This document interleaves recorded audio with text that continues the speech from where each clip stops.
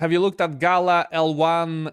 I haven't checked it. They have their own chain? I didn't even know it. Why is no one talking about Gala as their L1? Their L1 is a Hyperledger Fabric tech and top of the line. People have no idea. Have you looked at L1? No. Because they don't even talk about their L1. How do these guys not know? I thought these are insiders. I thought these are the people that you want to talk to if you want to know what's going on out in the industry, and they don't know. Two of the most influential influencers in the space have no idea that Gala is a layer 1, or is even building a layer 1. They've been doing it for over a year. Guys, what's going on? It's your boy here with you for another video. I know it's been a while. Welcome to RNG Crypto. I just want you guys to check out these about 8.5 minutes about what they are actually building. This is a ton of information packed into 8.5 minutes. You do not want to miss a single second. You're welcome. Catch you on the flip side. Enjoy. Now, the thing that we want to announce today, and the thing that we're talking about in a tech takeover here, is the fact that Gala Chain is now getting to the point where we can begin opening it up for other people to start building on the ecosystem. Now, we had to break it several times ourselves, right? We had to DDoS ourselves. We had to, I think what's been really fun is that the individual products on Gala Chain are insulated from each other. So Spider Tanks can break its chain, but it does not break Legacy, or it does not break Champions Arena. Now, that is not also to imply that the Spider Tank's chain has been broken. It has not, just to be super clear. But if there was another project on board and it did something that it wasn't supposed to do, it wouldn't impact any of the others, and it wouldn't impact the main channel. And that's a very, very important thing. You want to use it for whatever you want. Anything that is a Web 2 business that has anything to do with data or storage or transactions or tracking, it is perfect for. And our website, when it releases here, it's going to have some of those use cases mentioned, and then we're going to have deeper dive case studies that will go into exactly how these things work.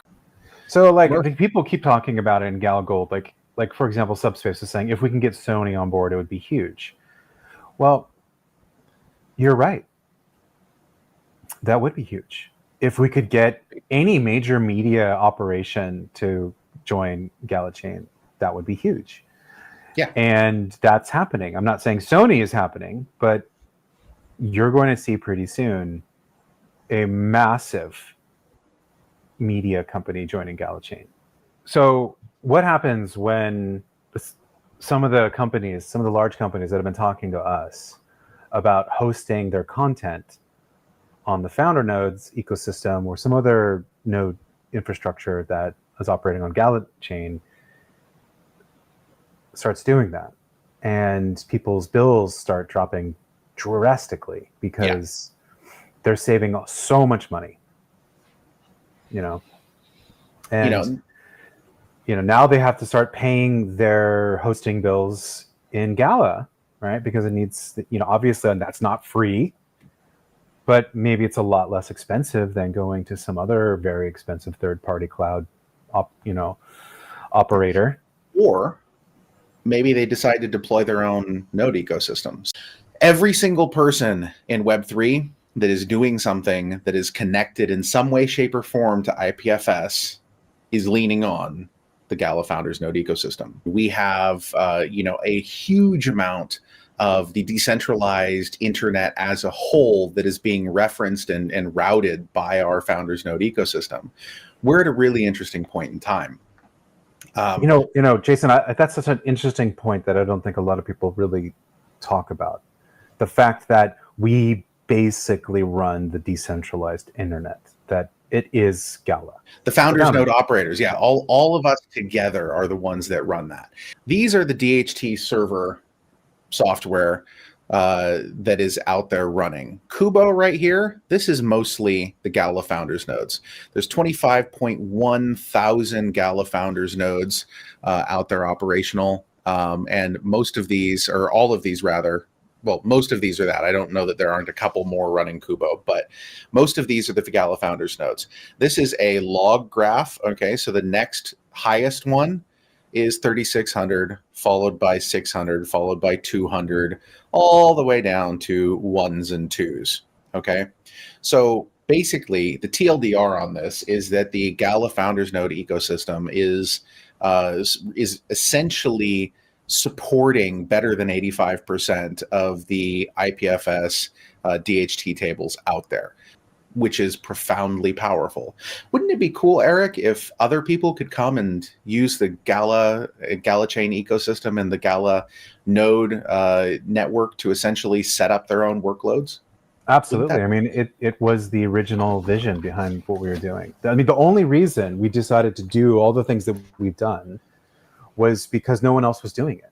We're already talking to CoinMarketCap and CoinGecko, and as soon as this documentation is released, we have intentions to be moved from being a game and metaverse token to being an L1, so that people understand really what we've got going on, and then reaching out to every single website that it talks about Gala and updating that. We are proactively handling these conversations. But I think it's worth mentioning, and we should maybe explain to people a little bit about the significance of what's already happening on Gala Chain. Yes, because I think not a lot of people really get it, or there's just so much happening. Maybe they don't see the significance of it at all. But just if you look at just the games that are already operating on Gala Chain and the music ecosystem that's operating on that, and then as you've said, the entire Founder Node network is going to be operating on Gala Chain. All of that already is quite a lot. Like it's really significant. And if anything on any of those products takes off, it represents a really significant moment for the utility of Gala, but it also represents a really significant moment for the blockchain industry as a whole. Everything that we've been doing up until now has been to try to find a way to engineer a mass adoption moment. Yeah. And it's coming. It's like I just had an interesting conversation with the director, Chuck, who's doing Witchboard. And you've seen part of his movie. You know what's coming. I mean, I do. This movie, with the actor strike and everything else, there's going to be this window of time coming up where there's basically no movies being released because you can't work on anything, and then we're going to drop Witchboard right into that window of time, and it's a good movie with a great cast, and it's going to be on Gala Chain, guys. So, is it? I feel like it's so significant. People should just be going like, "Oh my god!" I think the only other thing it's worth mentioning is that we are building or have built something that I believe is comparable to the Polygons and Matic, the Solanas. I think it's a bit bigger than that, honestly. Like, to be honest, I'm trying to be generous. Okay, you know what nice. I mean? I'm sorry. You be nice. I'll sit here. Of course, I think ours is better, right? But this is the level that we're operating at here. Like we built something incredibly serious. We built something that's meant to be operating at that level and way beyond. And now is the moment that everyone gets to learn that that's what we've done. We didn't just put a video game on a blockchain. We built an entire blockchain that's meant for video games and music and film and social media and right? It's designed to be everything that we all hoped would be the case 3 years ago when everyone was jumping into crypto.